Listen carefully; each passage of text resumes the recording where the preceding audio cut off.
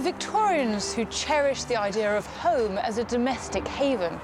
They coined the phrase safe as houses.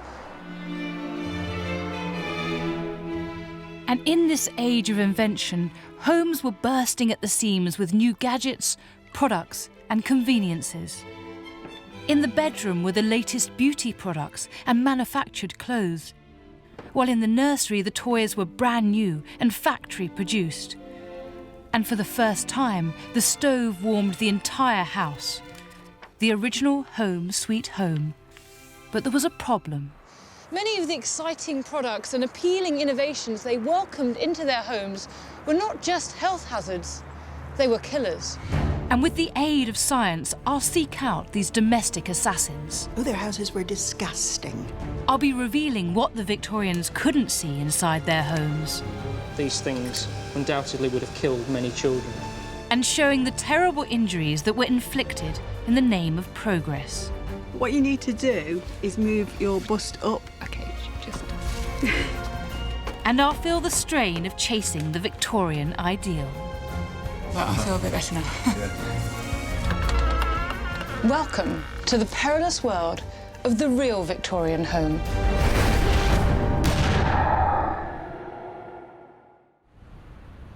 In the second half of the 19th century, cities exploded to house the booming middle classes. In just over 50 years, their number grew from 2.5 million to over 9.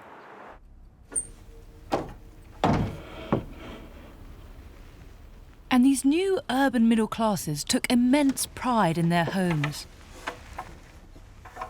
They had money and they wanted to spend it on making their houses cosy havens of domesticity and comfort. Not for these people, the grim perils of Victorian factory life, or the gritty reality of the overcrowded streets. The sort of family who lived here enjoyed a level of comfort and luxury previously unknown to ordinary people. The cost of necessities fell dramatically, and new mass production techniques made goods available and affordable. This meant a level of conspicuous consumption never witnessed before. They filled their rooms with things that made the house a home.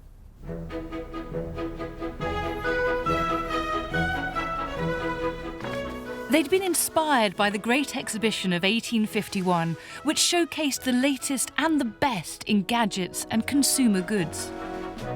What had been happening now for the best part of 100 years suddenly crystallized in this extraordinary exhibition. It wasn't so much that it was new as it was just suddenly, boom, in bulk. As the century went on and consumerism began to increase, one of the fascinating things is that the phrase standard of living first appeared. For the first time in history, you measured how good your life was by how many objects you possessed. When you think about it, that's actually a very strange idea. You couldn't just buy anything. What was and what wasn't tasteful was discussed at length in the many and various new household guides and magazines.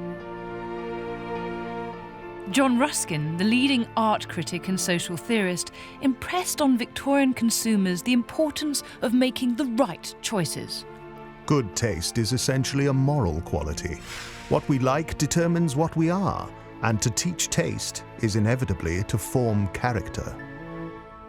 Yet while the Victorians fretted about abstract notions of morality, they were oblivious to the real dangers that came from things they had welcomed into their houses. Every room in the Victorian home was filled with hidden killers.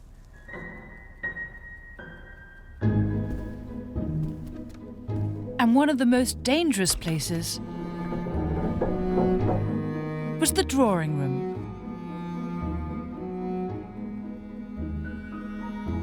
The Victorians were really rejecting the idea of the 18th century classicism, the restraint, the delicacy, the white walls. That was all over. They wanted clutter, they wanted colour, they wanted excess. They really furnished to show that for them colour and clutter and objects, that was wealth and that was importance and that was riches.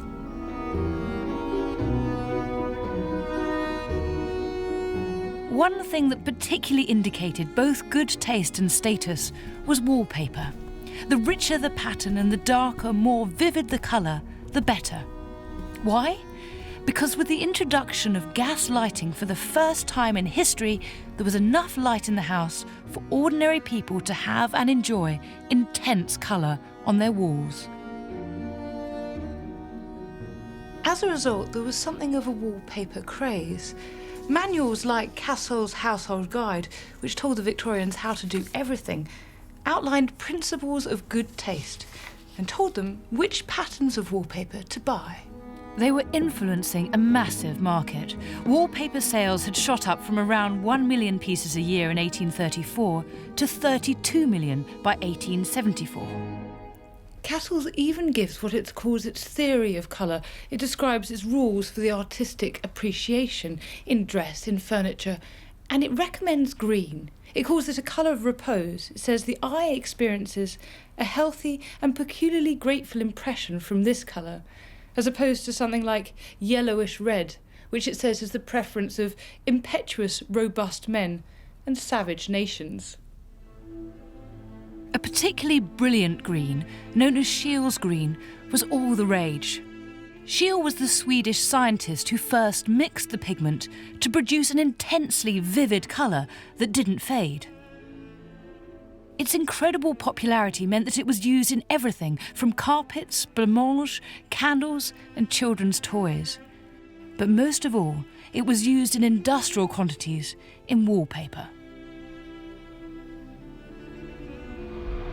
There was one strange coincidence.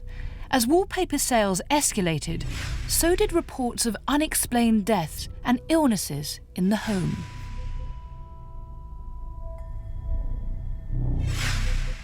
But there was nothing mysterious about it. The magic ingredient that was giving the wallpaper its rich green hue was arsenic. These were samples of what would be considered as tasteful wallpapers to have in a Victorian home. This on the walls would have been loaded with arsenic. Actually, in the printing of the book, it's also used arsenical dyes. So this book that you're showing me now has arsenic-infused pages? There's quite a lot of arsenic in that. It's not that I don't believe what you're saying, but could you prove it? Yeah, it's very easy to do. If I use this instrument, which is a portable XRF, it tells us which contaminants, metallic contaminants, are present in the items. And basically, you can see straight off that this has got large amounts of copper in it, and it's got large amounts of arsenic in it. Oh, yes. The actual salts used in this pigment are copper arsenate. In this book? Does it This say old for you book? to touch? Probably not. I will wash my hands afterwards. Modern science can prove the Victorian wallpaper contained arsenic, but this danger wasn't fully understood at the time. To confuse matters further, the symptoms of arsenic poisoning were very similar to cholera, which had been rampant in Britain in living memory. The immediate effects would be of pain, swelling of the esophagus, very dry throat and difficulty in swallowing. And then what's described is agonising abdominal pains as the whole digestive tract is affected by the arsenic. Vomiting, diarrhoea, and it sounds terribly unpleasant, and then people would die, which was said to be quite a relief because it was such an agonising way to die. Newspaper headlines continued to report mysterious illnesses and deaths, and links were made with arsenic. In the second half of the 19th century, the newspapers are full of cases like this one. 6-month-old child dies as a result of chewing on a piece of emerald green wallpaper. But even if you hadn't eaten the wallpaper, you weren't safe. In fact, the wallpaper was endangering the health of the nation in another hidden and much more insidious way. Thanks to a chemical reaction, poisonous fumes are thought to have infiltrated the very air they were breathing. There's a lot of debate about the production of arsenic gases from the wallpaper. The actual surface of the wallpaper, particularly flock wallpapers, could come off and your house would be covered in arsenical dust. But also in Victorian houses which weren't centrally heated, they were relatively damp. You put damped together with wallpaper paste and cellulose, which is in the wallpaper itself, and you get fungal growth. And as mmany fungi can actually volatilize those arsenical salts into a volatile form of arsenic, and they are highly toxic. These things were billowing out arsenic in the home, in which obviously the windows were hardly ever open because of the smog. They sat there in this lovely fug of arsenic, thinking they were in this perfect, virtuous, healthy home. It doesn't actually matter how the arsenic is absorbed into the body, whether you breathe it in, whether it comes in through the skin or the other membranes, or whether you actually eat it. It actually has a very similar effect because its effects are via the bloodstream. So the arsenic gets into the bloodstream and travels around the body.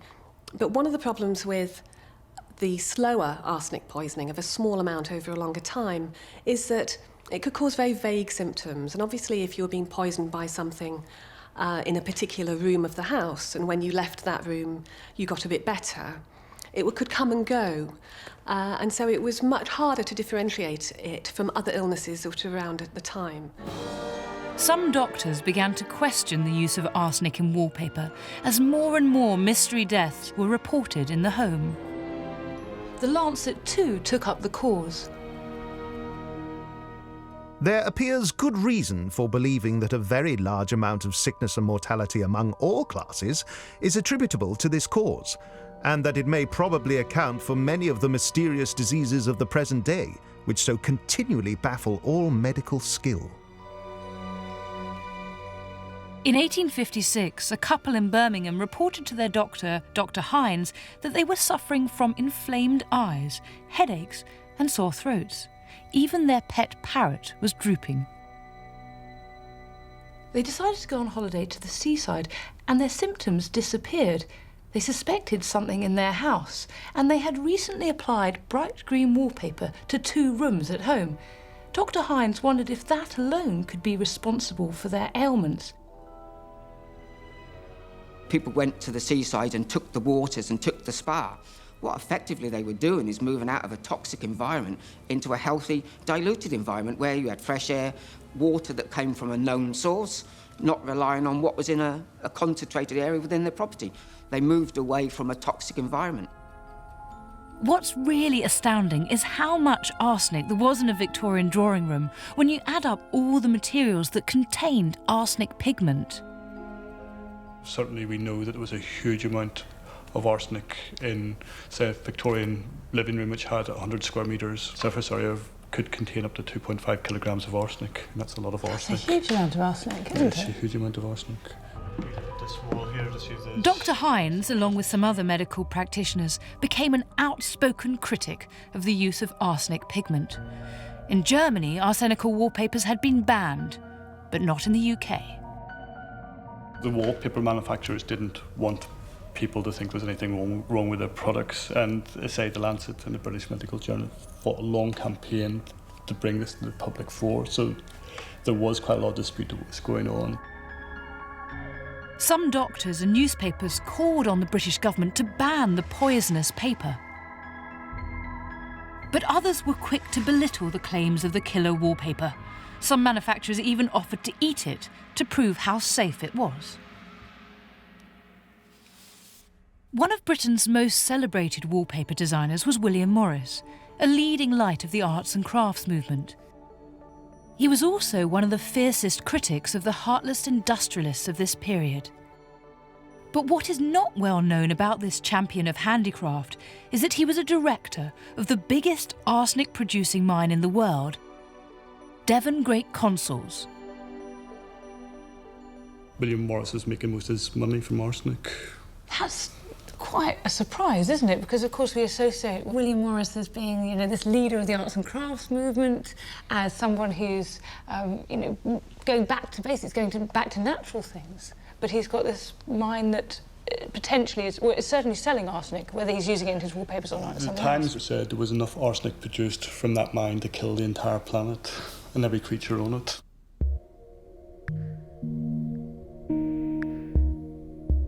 Some of the people who came out with the processes had vested interests in other locations, that they would own arsenic mines, they would own areas where it was in their interest to include arsenic into paints, dyes, whatever.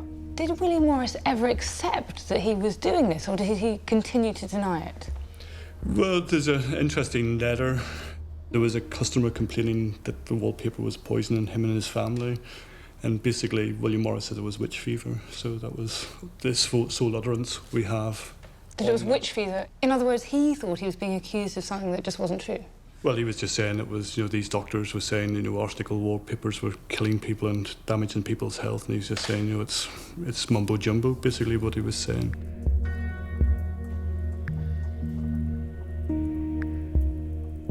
Contrary to Morris's claims, the evidence building up became impossible to deny.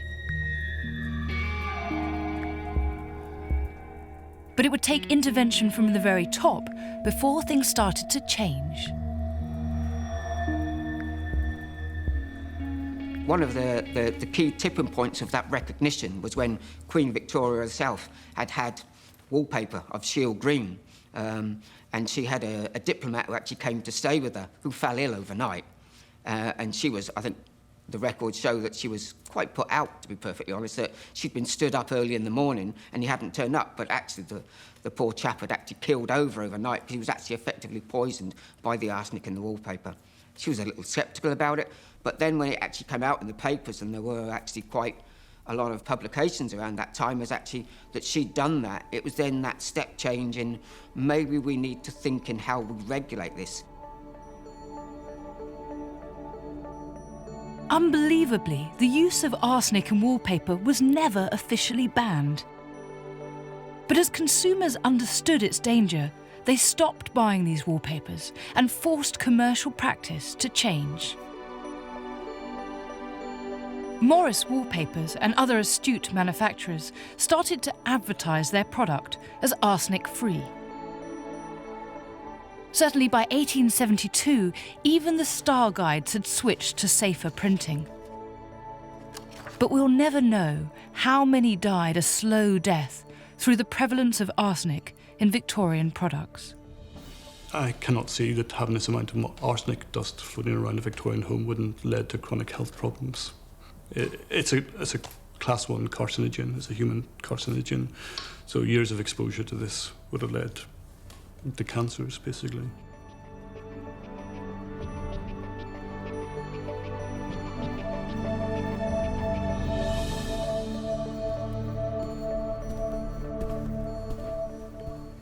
The Victorian ideal, or perhaps fantasy of domesticity, was that the lady of the house should be, as Charles Dickens describes it in The Mystery of Edwin Drood, the ministering angel of domestic bliss.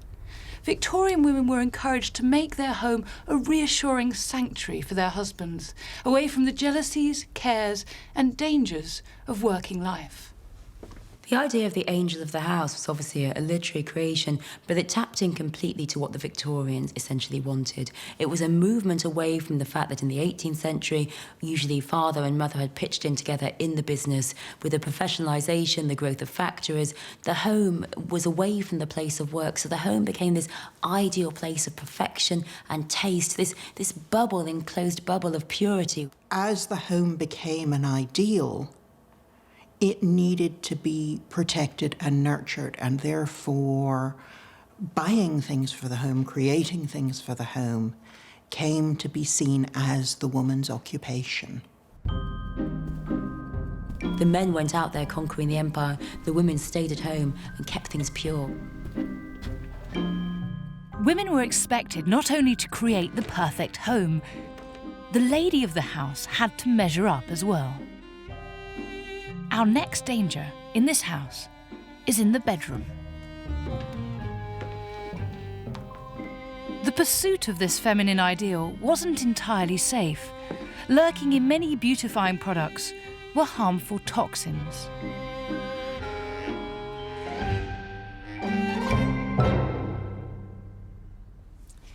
Part of being the ideal Victorian woman was looking just right. Whatever your physique, one of these came in handy. In fact, this was essential. Corsets kept everything under control, and they meant self-reserve, and that was vital to the Victorian woman, because the opposite was just excess and freedom and flesh flying everywhere, and once you did that, well, the world might fall down. Feels quite tight already. You're actually just squeezing all the air out of my mouth.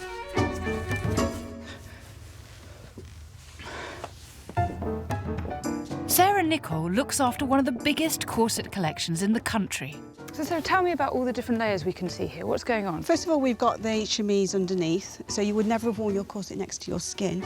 The corset predates the bra. Its function was to support the chest and help take the weight of up to 14 pounds of clothing. Got your crinoline cage, and then over the top of this, you would have had a petticoat as well. That's sort of 5 garments before Yeah. you've even got to your outerwear. It is, yes. So this is part of the Symington. The Symington factory manufactured corsets that were affordable for everybody.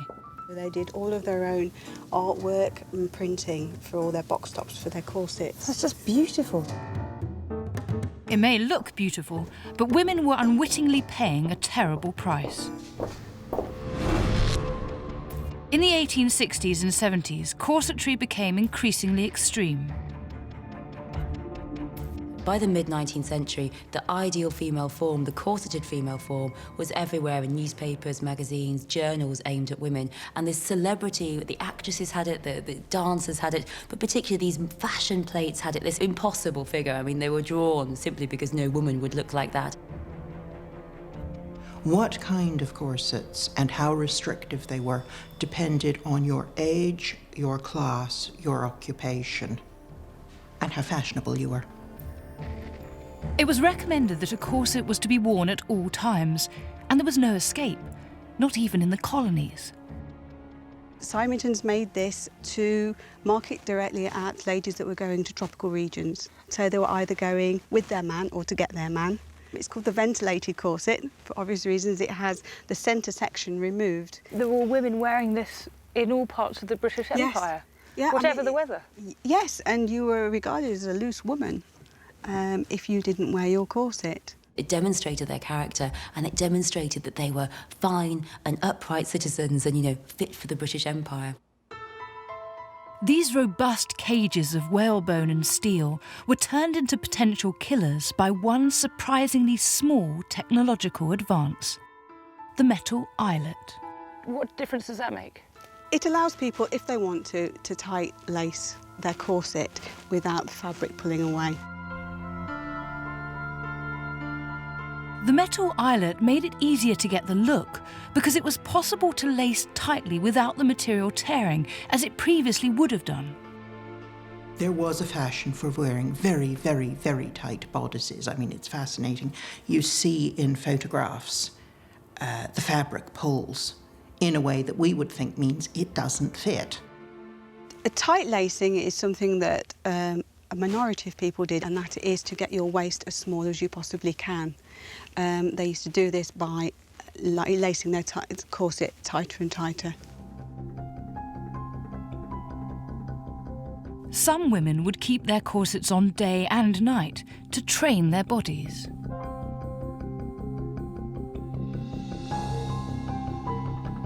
So what are the effects of a corset on the body in the long term? Well, if I could just show you here the position of the normal organs. So the liver, for example, our largest internal organ, sits underneath the ribs on the right. And so it's a large wedge-shaped organ that sits here under the ribs. And so in a corset, which brings the ribs in very tightly to give the typical small-waisted outline, the liver gets squashed upwards and it presses against the ribs. And in fact, there are specimens of livers taken from women who have died, who've worn tight corsets, actually have ridges on them where the ribs have made indentations in the surface of the liver because it's been so tight.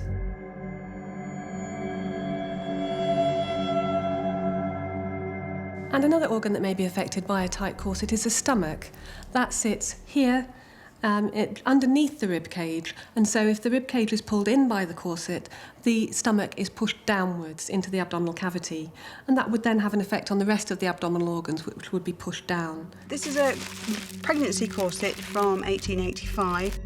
Some women even wore corsets when pregnant. A particular choice came from women about the corset is when they fell pregnant, because many husbands complained they didn't want their baby's head shaped and moulded, but there were women who continued to wear corsets through pregnancy, which, you know, there's no way at all that is possibly good for the baby. One of the problems with corsets after pregnancy, particularly if women had a lot of babies, was that of prolapse of the uterus. The pelvic floor muscles having been weakened during childbirth, and then a very tight corset that increases the pressure in the abdomen, forcing all the organs down. So that would have been a very unwanted side effect of wearing tight corsets. Now it's my turn. I've got it a little bit tighter. I don't know whether you can feel that I've got it any tighter. Yeah, I can feel it. Yep. I confess I felt delighted to have a smaller waist. Oh, result! Yes. I can see why they did it now. 24 inches, look. 24 3/4. The Victorian household guides even advised on suitable exercises for a lady. I'm just exhausted after doing just that. I'm not really that unfit, honestly. Or am I? We're going to use sports science equipment with Matt Ferber to measure the effect of the corset on my body. Yep, I'm happy. You happy? Yep. Yeah, as happy as you can be. First, I have to give him a baseline of fitness without the corset. I exercise for 6 minutes.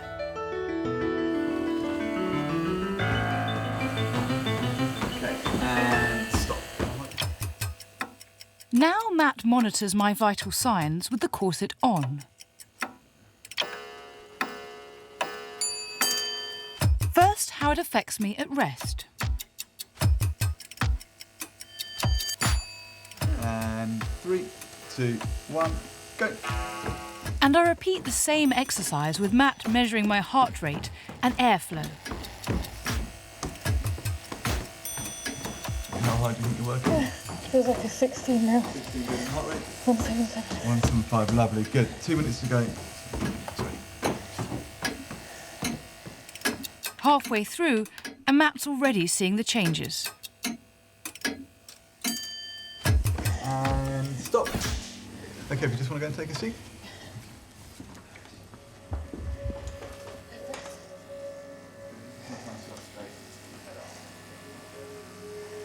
Feel okay now? Lightheaded? I'm a bit lightheaded. Worse than last time? Yeah. I feel close to fainting, and it takes 2 minutes for my head to clear, and I'm not even tight-laced. Breathing okay? Yeah. Yeah. Okay, last 10 seconds. Excellent. Well done. You're free. Yeah. So what happened? Is that right? Let's get this off you as well. What can science reveal about the effects of a corset? So in terms of the rate in which you're breathing, Look at that. so even at rest, you can see. So you got the red line is when you're wearing your corset, and the blue line is when you're not wearing your corset. So you see, even at rest, when you're sitting down, you're breathing in the corset of around about 23, 24 breaths per minute. Whereas when you didn't have the corset on, you were down at about 14 breaths per minute. So it shows that even at rest, the corset is really restricting. And then when it actually comes to when you're doing the exercise, you can see with your figures, with the corset on, your tidal volume, so the amount of air you're getting every breath, is a lot lower. So you're breathing approximately 200 to 300 mils less every single breath with the corset on. Gosh. Yeah. So that's why at the end I felt like I was really fighting to get in air. Absolutely. Really, with these figures, you can really see the impact the corset, the restriction the corset's having. You're basically hyperventilating in the corset. That's kind of what's happening, because you're breathing an awful lot faster, over 10 breaths per minute. It's an extra 25% faster wearing a corset. I've proved it's damaging, but could it be a killer? That chronic underperfusion, not getting enough air down into the bottom of the lungs, could cause problems. It predisposes to infections like pneumonia, and that was something that a very tight corset, worn for many hours a day, could cause problems with. If a woman had an underlying problem, it could exacerbate it. So, for example, if a young girl had rickets from vitamin D deficiency, she'd have soft bones that were still developing, and they could be distorted very much by wearing a tight corset. there are stories of the ribs breaking and piercing the lung underneath, which could be fatal. As the century wore on, the corset became the focus of a huge debate. Women's possibilities for activity became much larger over the 19th century. By the end of the 19th century, there was nothing unvirtuous in going around on your bicycle, in walking freely. And so this really wasn't very practical for them to be wearing corsets. I mean, this simply didn't work. And increasingly, women began to say, these are pointless, they're just getting in the way. You know, I'm spending hours in the morning getting myself into the corset when I could be doing something far more useful. It really also coincided with the growth of the votes for women, the idea that women were equal citizens. So if they're equal citizens demanding the vote, they shouldn't be treated as some kind of excessive ornament that are there to be looked at and there to be admired and are ruining their health just so they look right for men. The campaign for change was spearheaded by the Rational Dress Society, established in 1881. Constance Wilde, wife of Oscar, edited the Rational Dress Gazette. The Rational Dress Society protests against the introduction of any fashion in dress that either deforms the figure, impedes the movement of the body, or in any way tends to injure health. By the 1890s, some manufacturers had started to respond to demands for looser clothing. Yet one thing will probably never disappear: the temptation to conform to an ideal of beauty, whatever the cost. Why did women carry on wearing corsets? Well, for exactly the same reason as I was delighted to have a 24-inch waist. It was psychologically rewarding, even if physically it could take its toll. The idea of the S-shaped figure, we are completely enthralled to it even now. So I don't think that we can really look back on the Victorians and say, oh my goodness, weren't they silly, fainting when they sang, falling all over the place because they wore corsets.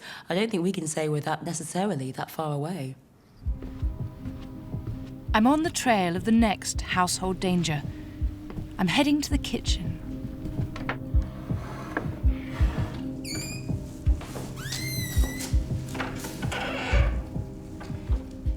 Corsets weren't just worn by middle-class women. They were also worn by their servants as they carried out household tasks. It almost beggars belief. But at least those servants benefited from the proliferation of new gadgets designed to make their lives easier and safer. Well, sort of. This was a brave new world where the ingenious Victorian inventor felt he had the answers to any domestic problem. But many of these inventions were difficult to use and proved to be dangerous, and people were untrained in how to use them. By the mid-1870s, the Victorians were bringing services into the home, piping in water, and trying out new gas appliances and gadgets.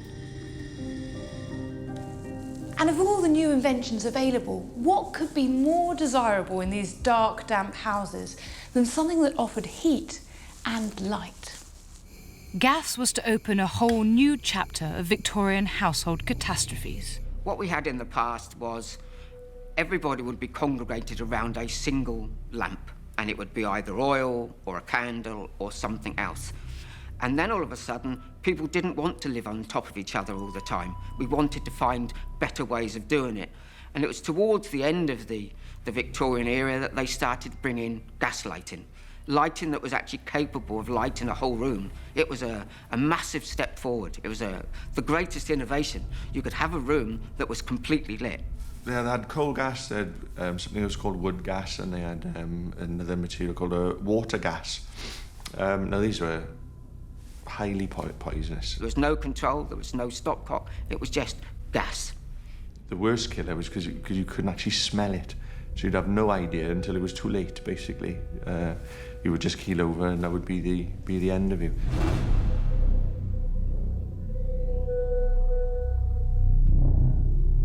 In the second half of the 19th century, the papers, everything from the Worcester Evening News to the Western Gazette, are full of stories of people dying horribly.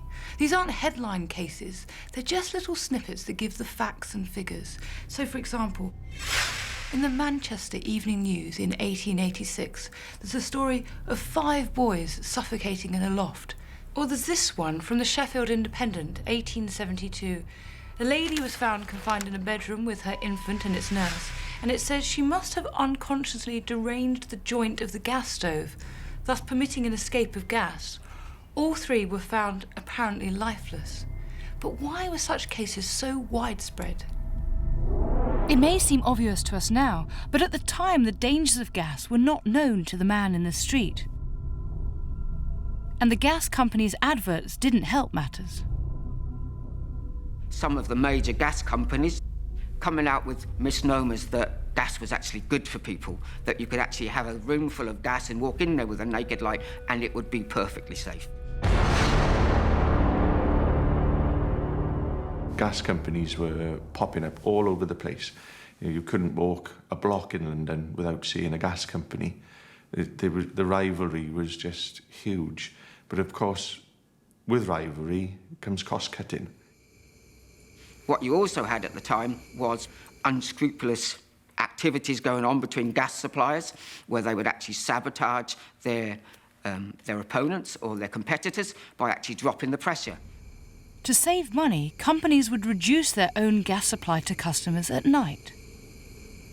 The gas lamp would actually just flicker away and then blow out in the middle of the night. And then the gas would just seep into your home and you wouldn't be waking up in the morning.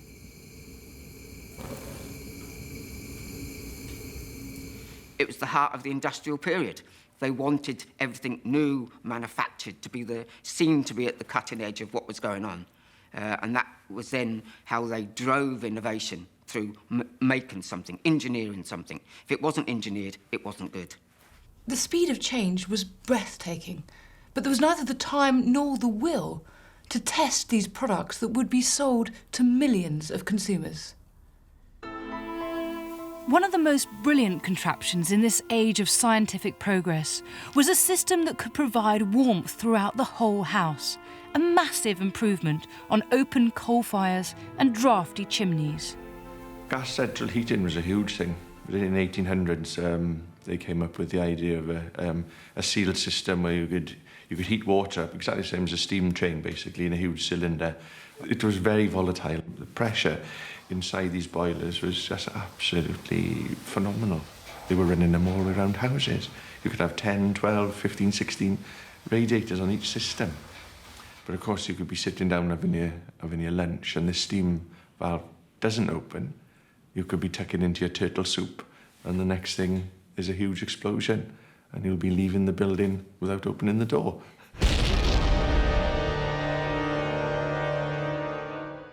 The pressure was just huge, so it was only ever going to end up in one story, really. It was going to be an accident and people will die.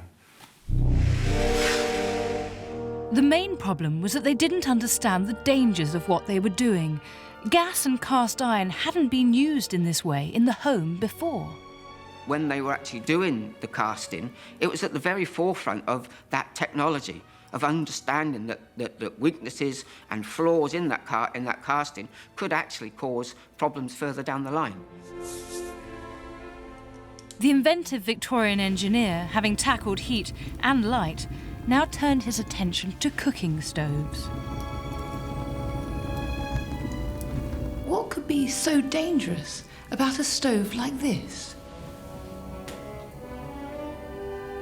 With an open system, when you had the coal and the massive flue with the smoke pouring up the chimney, ventilation was superb because the air would run through the kitchen, straight up the chimney, take all the smoke away. But when they sort of encompassed it into a sealed container, they had problems with pressure and they had problems with getting rid of the smoke because the actual ventilation and the draft, there wasn't one to go through the system to take the smoke away. So inevitably, the kitchens become really smoky. And of course, this could lead to anything up to suffocation. If you avoided suffocating in the smoky kitchen, you still had a potential problem. They made sealed units and poured hot water into them and used them sort of like the modern day kettle. And of course, this was a boiling pot. And of course, it had no release valves or anything like that. And of course, these stoves were just exploding.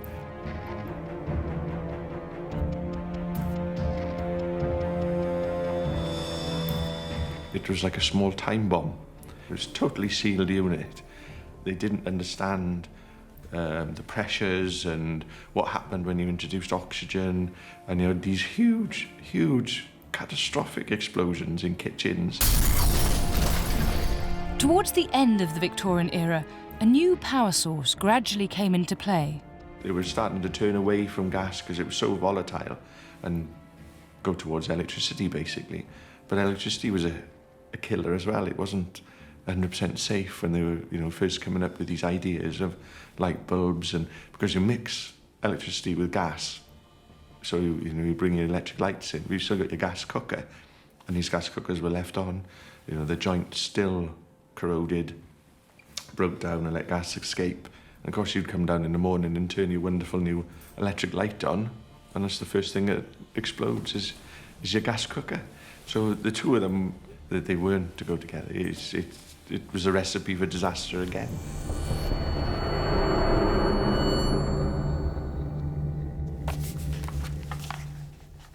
It wasn't until 1923 that any safety regulations were brought in.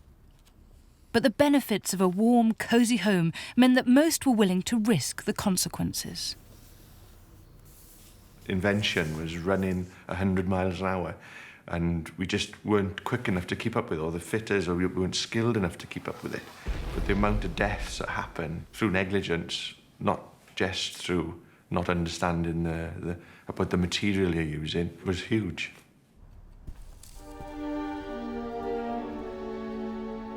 I'm leaving the dangers of the kitchen, and I'm going to the one place in the house where you'd think health and safety would be particularly cherished, the nursery, to seek out the next hidden killer.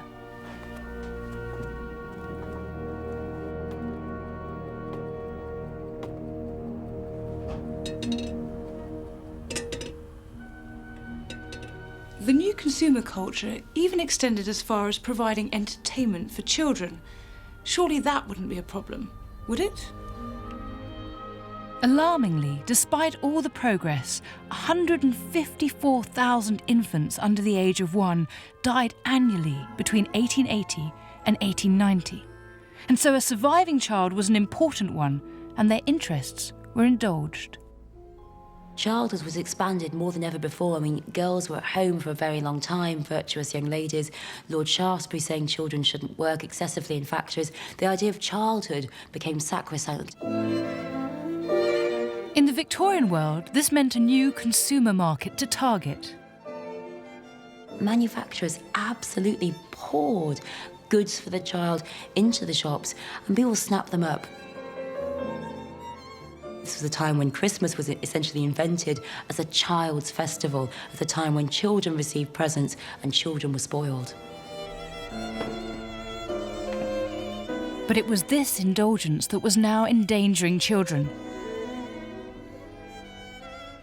And toys were the problem. Anything that was coloured or pigmented would have had high levels of a toxic metal in it. And even if it was white, it wasn't safe, so there was large levels of lead in white painted objects. Lead is a very poisonous substance, and there's no amount of lead that is safe for your body. Even the tiniest amount of it can be detrimental.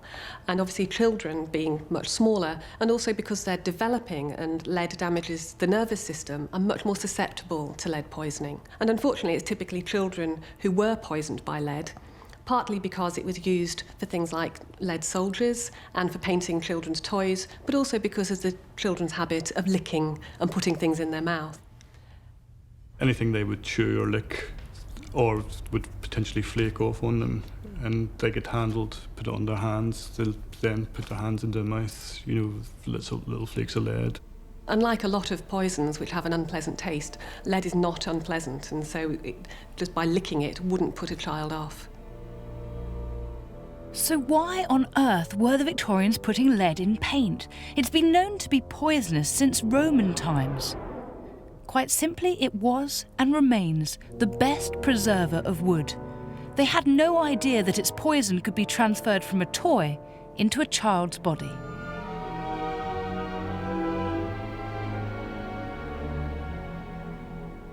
Some of the first abnormalities that might be found would be developmental ones. So the child may not develop as normal and may have behavioural problems. things that might have been put down to temper tantrums, or nowadays something like an attention deficit disorder, may actually have been due to lead poisoning.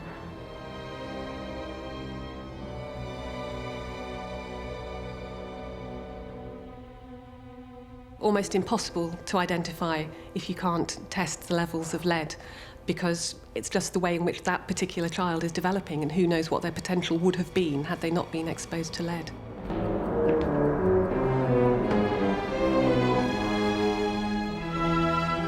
Lead wasn't just brought into the house on objects. It was in the very fabric of the home, on painted surfaces. We have a look at this door frame. I suspect there probably is lead in this.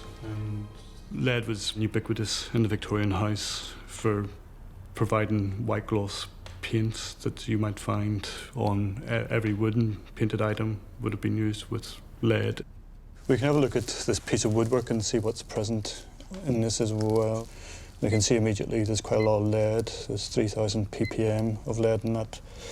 Because it's been stripped, it's probably just against traces of old lead paint before the old paintwork was taken off. In the late 19th century, lead poisoning was rife, but it was difficult to detect. Lead poisoning could cause anemia. It's often described that people had a grey pallor, a sort of very unhealthy look. But one way which is identified by physician Dr. Henry Burton in 1840 was something called Burton's lines, which was a bluey-grey line at the base of the gums, just at the top of the teeth, that gave a very characteristic mark that was a sign of lead poisoning. Although by the time you identified that line, it was probably too late to undo some of the effects that the lead is likely to have had by then.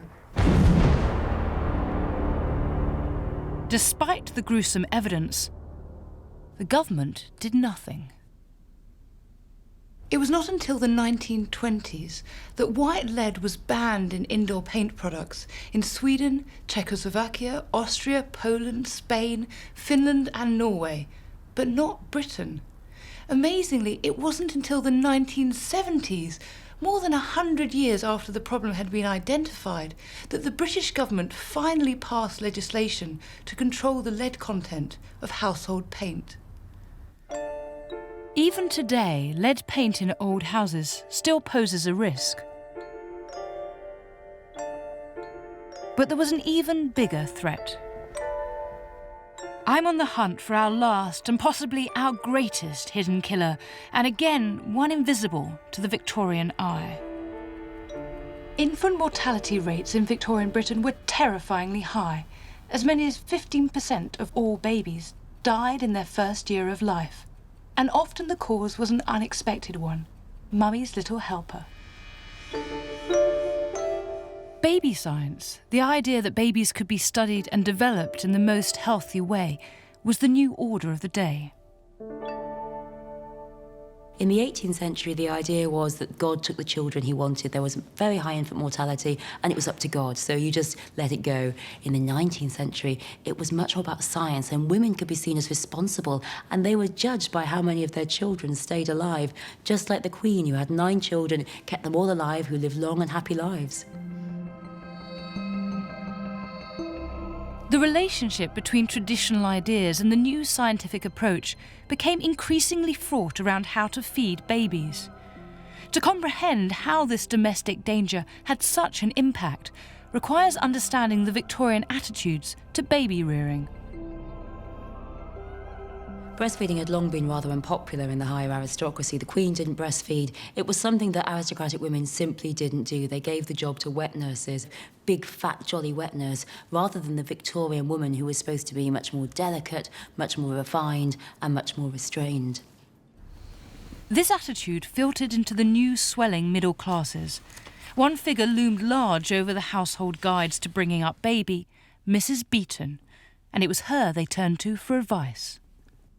Mrs. Beeton gives 2 chapters in her book, which was enormously influential to baby and child care.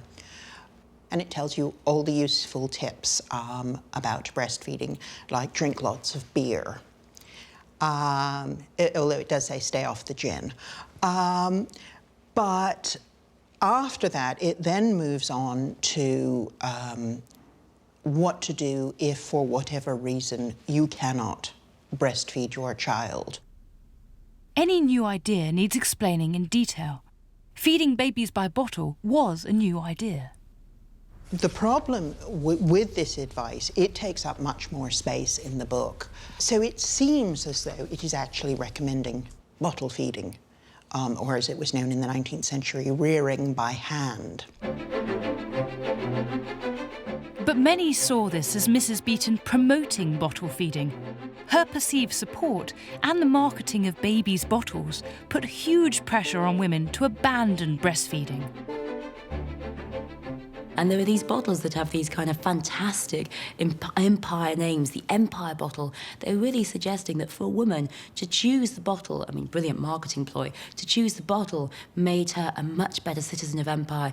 She was essentially doing the right thing for her children. But was she?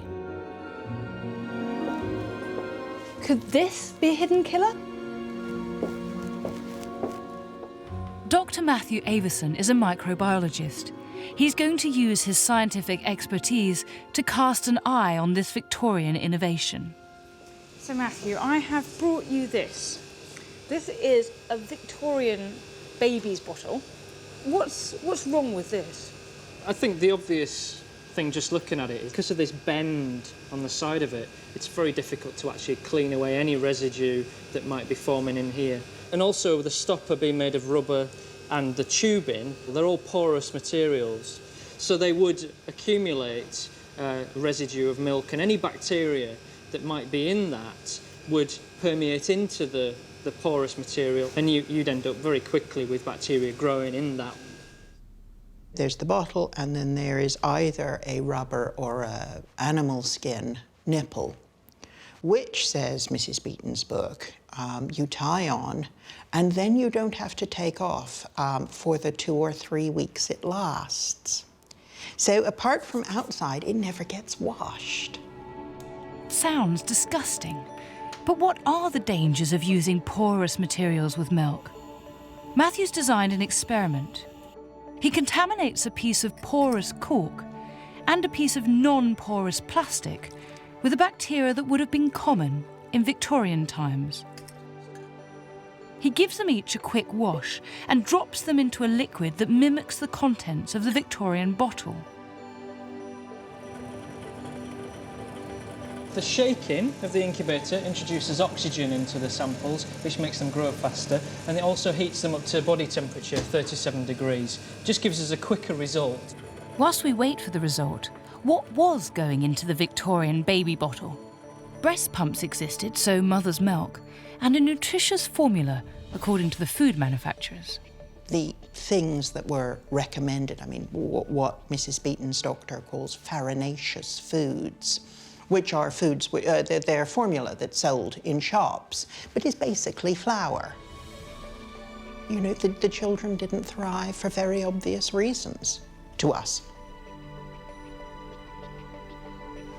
Did they have an idea about bacteria? In the 1890s, say, when this feeding bottle was invented? Also, around about that time, they've probably, scientists are going to have made discoveries about the link between the bacterial colonisation of substances and disease. So there are many examples of that. For example, the cholera epidemics in London were stamped out by separation of sewerage and water. And that had happened by that time, but it's just whether that information had permeated down to the domestic level. So what has our experiment proved?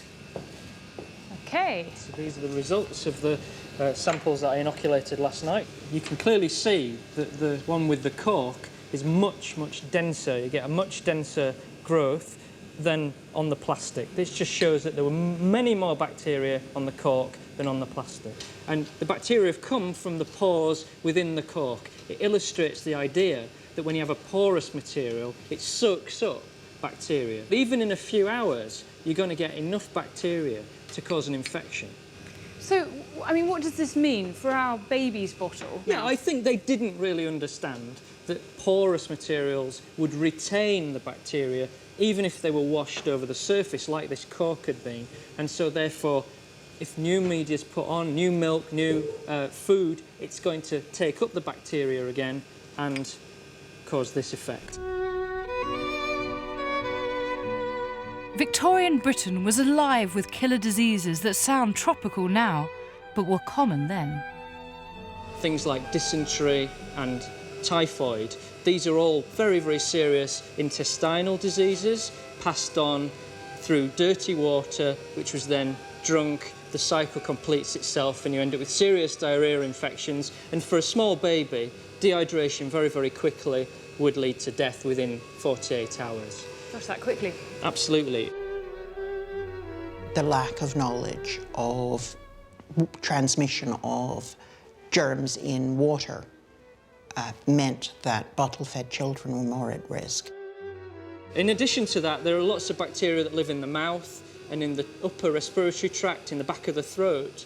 These bacteria are fine if they're there, but if they were to get inhaled into the lungs, they could cause pneumonia.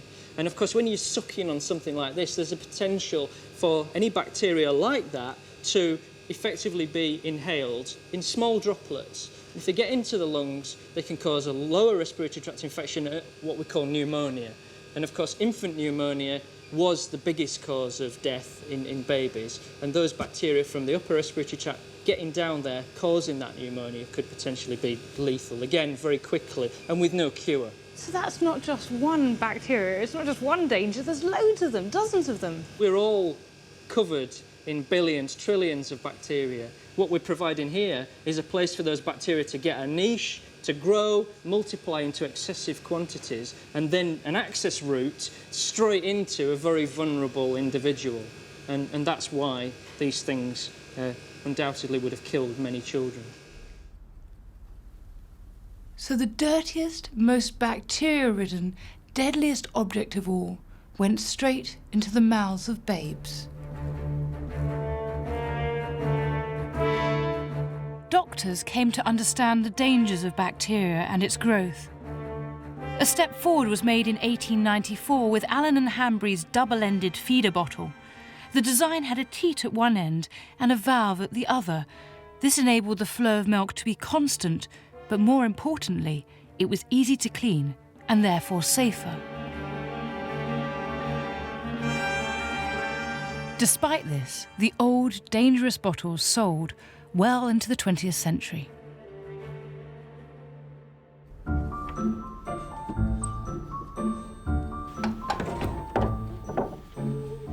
It may be true that our hidden killers, the poisonous wallpaper, killer corsets, dangerous paint, exploding stoves, and infested babies' bottles, damaged the Victorians' prized ideal of the safe and secure home. Yet this was an extraordinary age, so full of innovations, even if there was a price to pay. History, as ever, is a case of 2 steps forward and 1 step back. And although progress was not without sacrifice, we still have their legacy. We still live in their houses. We may think that we're over-regulated today, that health and safety has gone too far.